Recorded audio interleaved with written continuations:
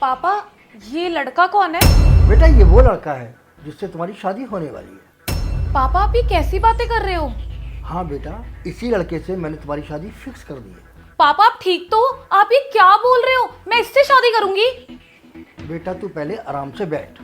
नहीं पापा, मुझे नहीं बैठना, मैं यही ठीक हूँ। देख बेटा, मेरी बात को ध्यान से सुन। तेरी माँ तेरे बचपन में ही गुजर गई थी, हमें छोड़कर चली गई थी। तब से बस मुझे यही चिंता खाई जा रही थी। मैं ये चाहता था कि किसी अच्छे घर में तेरी शादी करूं, इसीलिए मैंने इस लड़के को तेरे लिए चुना है। पापा, ये आप क्या बोल रहे हो? ये एक अपाहिज लड़का है और मैं एक अपाहिज लड़के से शादी कैसे कर सकती हूँ? बेटा ये बहुत पैसे वाला है। पापा, एक बात बताइए, वो खुद अपनी लाइफ से इतना परेशान होगा, वो मुझे क्या खुश रख पाएगा? और आपने ये क्या पैसे पैसे लगा रखे हैं? देख बेटा, मैंने तेरी शादी इस लड़के के साथ फिक्स कर दी है तो मतलब कर दी है।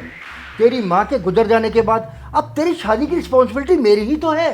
ऊपर से ये लड़का 20 करोड़ रुपए मुझे देने को तैयार है। अब सोच, इससे अच्छा लड़का हमें कहाँ मिल सकता है। इसके माँ बाप से भी मेरी बात हुई है, उन्हें कुछ नहीं चाहिए, एक सुशील लड़की चाहिए तेरे जैसी। उसके बदले वो हमें 20 करोड़ रुपए देने को तैयार है। और क्या चाहिए हमें, सोच।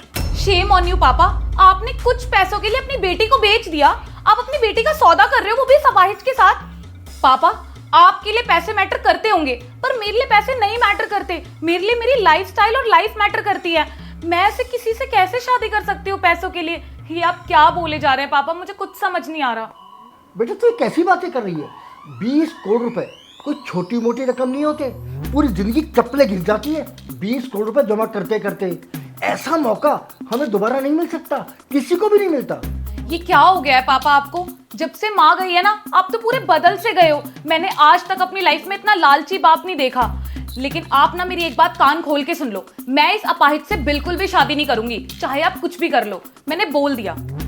बेटा इसके माँ बाप से जो मुझे 20 करोड़ रुपए मिलेंगे ना, उसमें से 10 करोड़ मैं तुझे दे दूंगा। तू बस चुपचाप शादी कर ले। पापा, आप ये कैसी बहकी बहकी बातें कर रहे हैं? आप इसकी तरफ देखिए तो एक बार, ये मुझे कैसे खुश रख पाएगा? पापा, ये मेरी लाइफ है और मेरी लाइफ के डिसीजन आप कैसे ले सकते हैं? पापा, ये लास्ट डिसीजन मेरा होना चाहिए, आपका नहीं, ठीक है? सुनिए, देखिए, I respect your feelings and I respect you also, लेकिन आप ये समझिए कि मैं ऐसे आपसे शादी नहीं कर सकती, क्योंकि मैं पैसों के लिए शादी नहीं कर रही हूँ। मुझे एक ऐसा पार्टनर चाहिए जो मेरी केयर करे, जो मुझे खुश रख सके।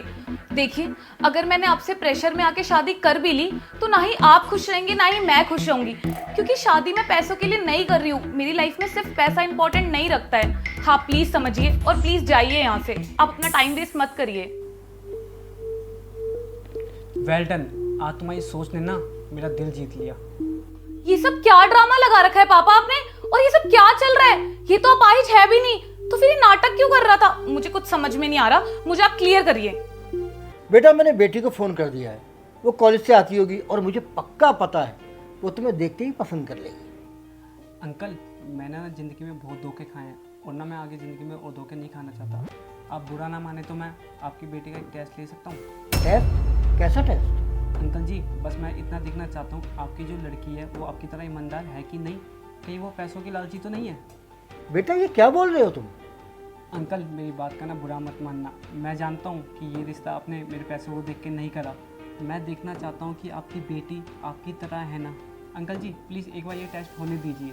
ठीक है बेटा, तू ले ले टेस्ट। वैसे मुझे अपनी बेटी पर पूरा विश्वास है। वो पैसों के लिए किसी से शादी कर लेगी, वो ऐसी नहीं है। और ना ही पैसों के लिए वो कोई गलत काम करेगी। जी अंकल, अगर आपकी बेटी इस टेस्ट में पास हो जाएगी ना, तो मैं आपका जमाई नहीं, आपका बेटा बन के रहूँगा और आपकी ना सेवा करूँगा। मुझे पता है अंकल जी, आंटी के जाने के बाद आपकी लड़की आपके लिए सब कुछ है।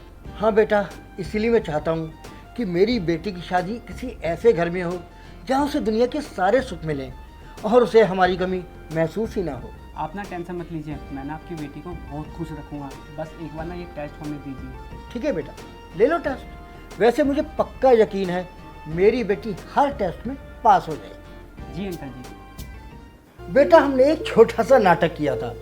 बात यह है कि ये देखना चाहता था कि कहीं तुम भी औरों की तरह पैसों की लालची तो नहीं हो। लेकिन मैंने कहा था कि मेरी बेटी पैसों की जरा भी लालची नहीं है और तुमने साबित भी कर दिया। क्या पापा, आप भी ना, आपने तो ना मुझे डरा ही दिया था। मैं भी यही सोच रही थी कि माँ के जाने के बाद आप मेरे साथ ऐसा कैसे कर सकते हैं। आप पैसों में इतने लालची हो गए कि आप मेरी शादी एक अपाहिज से करा रहे थे। मैं भी ना पापा। हाँ पापा, वैसे लड़का तो स्मार्ट है।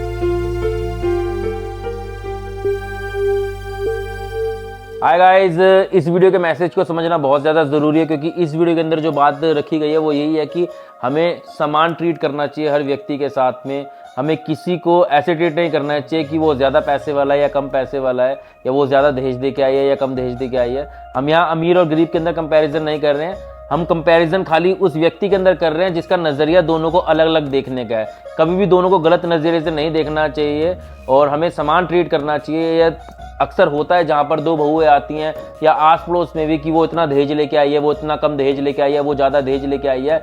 ये मानसिकता बहुत गलत है और हमें इस मानसिकता से ऊपर उठने की बहुत ज़्यादा ज़रूरत है। और अगर आपके भी आस पड़ोस में ऐसा कुछ हुआ है या घर में हुआ है तो आप कमेंट्स में ज़रूर बताना। हम ऐसी वीडियोज़ बनाते रहेंगे, आवाज़ उठाते रहेंगे। अगली वीडियो मिलते हैं, तब तक bye bye, take care, love you और शेयर ज़रूर कर देना।